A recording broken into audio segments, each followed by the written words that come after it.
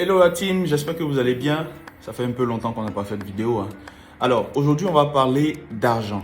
On va parler d'argent dans le milieu professionnel. Même, on va pas arriver au niveau du salaire et tout. On va parler d'argent au moment où vous cherchez du boulot. Bienvenue dans Deep. Pour toute personne qui est en quête d'emploi, pour toute personne qui est en recherche d'emploi, qui candidate à une offre d'emploi, il est clair que le souci d'argent ou bien la partie qui parle d'argent est un peu délicate à aborder. Alors, il y a deux petits cas dont je vais parler rapidement. Le premier cas, c'est quand vous recherchez un emploi et que dans l'offre d'emploi, on vous demande la lettre de motivation, le CV et la prétention salariale. À partir de cet instant, quand on vous demande la prétention salariale, il y a beaucoup de personnes aujourd'hui qui se dispersent et qui ne savent pas réellement où écrire la prétention salariale. N'écrivez jamais votre prétention salariale sur votre CV. N'écrivez pas votre prétention salariale dans le mail d'accompagnement de votre candidature. La prétention salariale s'écrit dans la lettre de motivation. Donc, le dernier paragraphe, la dernière ligne, après la formule de politesse, vous écrivez « Comme prétention salariale, j'aimerais avoir… » et vous mettez la prétention salariale. Et il est impératif de savoir que la prétention salariale reste une fourchette. Il ne faut jamais écrire un montant fixe. La prétention salariale reste une fourchette de salaire.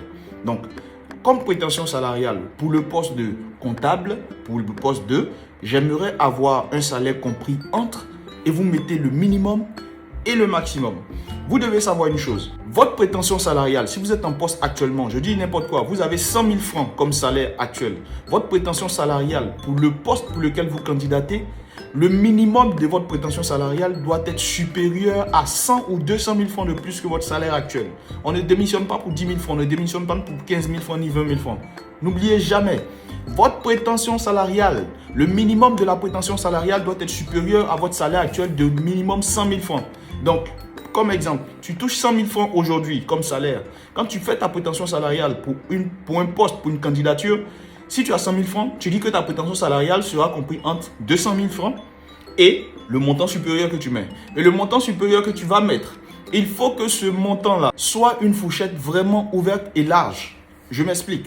Tu dis entre 200 000 francs et 700 000 francs. Il faut qu'il y ait un grand écart, de sorte que le recruteur ait la possibilité de pouvoir surfer dans cette vague-là. Et comme on sait, de vous à moi, les recruteurs, ils aiment bien donner des petits montants aux gens, ils aiment bien donner des petits salaires. Ils voudront toujours prendre le minimum que tu as donné dans ta prétention salariale. Et c'est là que tu l'auras, parce que le minimum, il sera supérieur à ton salaire actuel de 100 000 francs. Et quand il va te demander ton salaire actuel, n'aie pas peur. Dis ton salaire actuel.